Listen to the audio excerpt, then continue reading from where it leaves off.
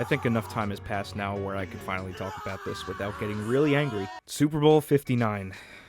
Man, oh man, what a game, huh? Let's just say that the Kansas City Chiefs have officially ruined my hate watch and actually made me turn the game off halfway through. I don't know what happened to the Chiefs, but they absolutely sucked. They looked horrible. I think what made this game worse for me personally, I'm a Giants fan, and the Chiefs looked like the New York Giants out there, which is why it made me so angry watching this game. But from start to finish, at least from what I watched, it was, oh my god, it was so painful to watch. I mean, I think it's safe to say that this is the most embarrassing loss of the Mahomes, Andy Reid, Kelsey era. I mean, and it just unfortunately had to be on the biggest stage where millions of people were watching. There were so many wrong things that I could point out about the Chiefs that there's not a whole lot of right things that I could point out for the Eagles. Because in my opinion, the Eagles played a perfect game. Despite Jalen Hurts' one interception early on in the game, I feel like the Eagles played a flawless game. But I'll get into the Eagles and how they game planned and schemed up this game in a bit. I want to talk about the Chiefs first because I have a lot to say about these guys. From the start of the game, it just seemed like everybody wearing white and red was just uncomfortable, and I don't know why. Patrick Mahomes looked so confused and so uncomfortable all game. The Chiefs O-line, it seemed like they didn't even want to be out there, and the defense was kind of just like lackadaisical. I don't know what was going on out there. The first couple drives for the Chiefs, honestly, not much really happened. They did seem to struggle getting down the field a little bit. Mahomes kept dropping back. I mean, the run game for the Chiefs was just non-existent, and I don't know why they didn't try to mix up a run game in between the pass plays every once in a while. But for some reason, every single time Patrick Mahomes dropped back, he just looked confused. He was uncomfortable. I don't know what was going on. It was like concerning to watch, kind of. He kept doing this thing where he would drop back and then just step up in the pocket for like what seemed no reason. I don't know why he kept doing it, but he was like creating pressure for himself, which was very not Patrick Mahomes like. That's some kind of stuff that I would see from Daniel Jones. It's like he wanted to run, but he was trying to confuse the defense and like pretend like he was gonna run so he could throw the ball, but it was just not working out at all. The Chiefs O-line was absolutely horrible. I mean, I had never seen an O-line collapse like that in my life, especially an offensive line for a top-tier team like the Chiefs. A team that went 15-2 and played pretty well in the playoffs as well, up until the Super Bowl at least. I mean, there's a statistic that Vic Fangio, he didn't blitz anybody at all. It was just full 4-man, 3-man rushes against the offensive line, and they could not contain that defensive line at all. But with that kind of pressure, Mahomes was running around like a chicken without a head, and then that's when things started to really hit the fan. So I'm pretty sure at one point it was like 10-0 or something. The Chiefs got the ball in their own territory. I think they were around like the 20-yard line or something. I don't know. They were pretty deep in their territory. Mahomes, he runs out of the pocket and he just throws the stupidest interception I've ever seen. I mean, it looked like he was trying to throw it to Cooper DeJean, but he ends up throwing a pick six, and now all of a sudden they're down 3 scores. And I feel like that was kind of the momentum killer in the first half. It was like concerning. Like I saw what he was trying to do, but the read was so crusty, so musty, so dusty.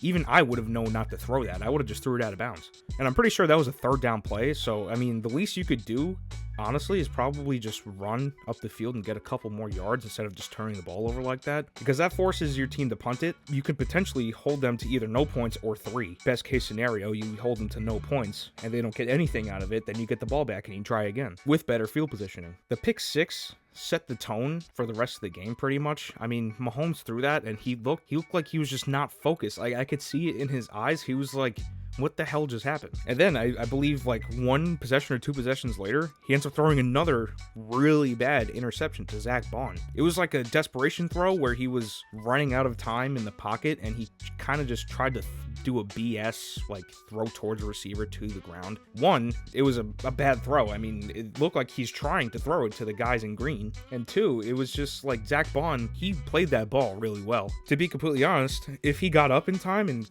ran, he probably could have ran that it back for 6 also. So that second interception was kind of like the nail in the coffin. I'm pretty sure by the time halftime came around, the Chiefs only had like 35 total yards. Mahomes had less than 50% completion percentage. I'm pretty sure he threw more yards to Cooper DeJean than he did in that whole entire first half in 30 minutes of football. And Travis Kelce had 0 catches. He dropped 2 very catchable balls, which could have at least helped him to kick a field goal. But something about Mahomes just wasn't right. His feet was not set all game. I mean, he looked very uncomfortable from start to finish. He was panicking on his reads. His eyes were just not in the right place. He did not look focused at all. And it was really like crazy to see a top quarterback like that get pressured like that. And he just had trouble making simple reads just in general. When it came to, stepping up in the pocket or scrambling out, like he just made all the wrong moves.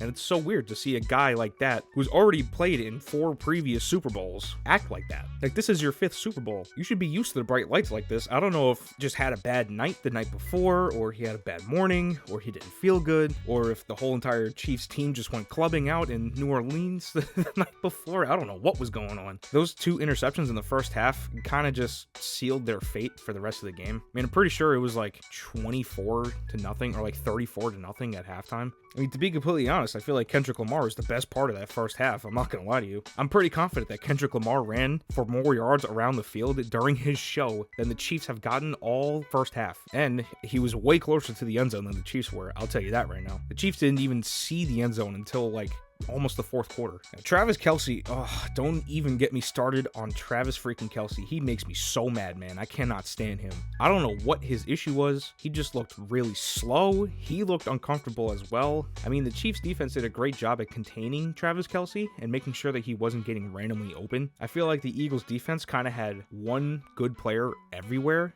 to the point where Mahomes couldn't throw. But Travis Kelce, man, he just looks sluggish. He looks slow. His age was really showing, and I don't know why, because he was playing pretty decent throughout the rest of the playoffs. I mean, he had a fantastic game against the Texans, and he didn't play bad against the Bills either. So seeing him, you had 2 weeks off to prepare for this game, to get in shape, to get focused.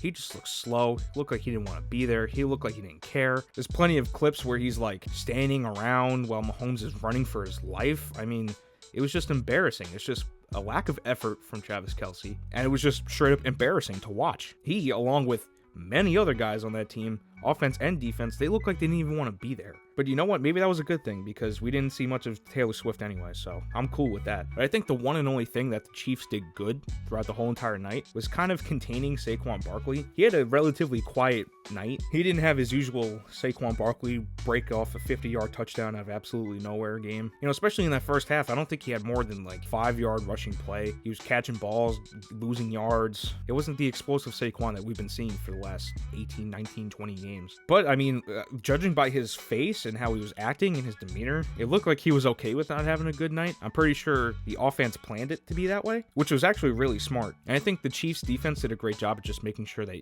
Saquon himself didn't get there. They kind of forgot about Jalen Hurts. Jalen Hurts could still throw the ball. I mean, despite the fact that he looks like a tortilla with a goatee and bushy eyebrows, he could still throw the ball, and he could run really well. He had a great rushing game. I mean, despite that early interception, which was a bad interception, I mean, it was kind of just like a throw up a prayer, hope that A.J. Brown and Devontae Smith catch it. That there was nobody there. It was a bad pick. Despite that, though, I mean, Jalen Hurts played a flawless game. The Chiefs did a horrible job at containing Jalen Hurts. He got out of the pocket really easily. He looked fast. He looked like he was ready. He looked like he knew what he was doing. And he also threw the ball very well. I mean, he was throwing dimes to A.J. Brown. That deep touchdown to Devontae Smith. Jalen Hurts looked like a top 5 quarterback out there. And once again, he outperformed Patrick Mahomes in the Super Bowl, which we've seen a couple years ago.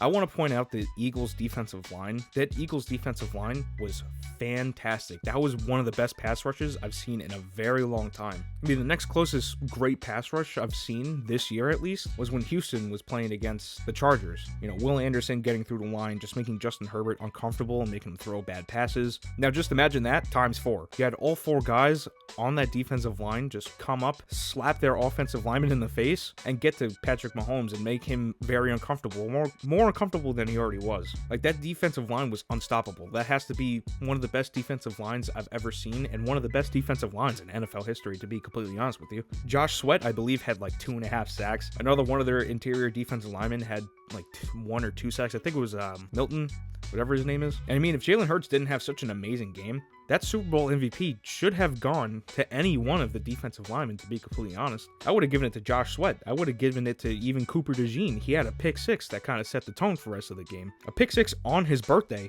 The Eagles just did everything right. They looked like they were hungry. They wanted to play. They looked like the better team. And they were the better team, in my honest opinion. And they ended up beating the brakes off of the Kansas City Chiefs. It was BTA, belt to ass. The only reason the score was that close was because of garbage late-time touchdowns. Worthy scored twice. DeAndre Hopkins scored, I'm pretty sure. It didn't matter because Patrick Mahomes ended up getting strip-sacked towards the end of the game. I don't know what was happening, man. I'm going to give my hat off to the Eagles' secondary as well. I mean, the Chiefs' wide receivers, they're not great, and we know they're not great. But they have so many solid receivers that, it's likely that one of them are going to get open, right? No, they were just clamping up Kansas City the whole entire game. Kelce was getting clamped, and if Kelce wasn't open, nobody else was open. And this game really showed that the Chiefs really need a number one wide receiver on their roster. Their receivers, like I said, are solid. They're good players. They can get open. They can make space if they really want to, but Hopkins is old. Juju is not great. They were really missing Rashee Rice out there, I'll tell you that right now. But they really do need a number one wide receiver. They need a solid option for Patrick Mahomes, especially with the question marks surrounding Travis Kelce. We don't know if he's coming back. They need somebody to take over. Yeah, I mean, that's really all I got to say about the Super Bowl. We've seen everything about Patrick Mahomes and how the GOAT debate is officially over. Patrick Mahomes is only like 29 years old. Will he ever be better than Tom Brady? Absolutely not. But he's making great pace to get up there. He will definitely probably finish as a top 2 quarterback of all time. And if you look at it, he's been to 5 Super Bowls in, I think, like 7 or 8 years of being a starter. That's impressive, man. He has yet to even miss the playoffs one single time, I'm pretty sure. His worst record was 11-6, which for some teams in the NFL, they would be lucky to win 11 games. They'd be lucky to even win double-digit games. New York Giants. But at the end of the day, I think this is all an overreaction. He's still a great quarterback. He's still the best quarterback in the league. At the end of the day, he's a guy that's made it to the Super Bowl 5 times in 7 years. Patrick Mahomes is good. He's all right. That loss was on him. He knows it. His team knows it. His family knows it. We know it. It's an overreaction. Relax. The Chiefs will most likely be back in another year or two. At the end of the day, congratulations to the Eagles, I guess. The trophy went to the clearly better team, the team that wanted to be there. So hats off to them. Kansas City, this doesn't mean you're necessarily done. Let's not overreact. Thank you guys very much for watching. I know this video came out really, really late, but I was trying to calm down a little bit. It was like the stages of grief, right? I couldn't accept it. I was denying it, and then I ended up, grieving like this is the worst day of my life. And now I'm at the point where I'm just accepting it. But thank you guys very much for watching. Leave a like, subscribe, share with your friends. I'll catch you guys in the next one. See you.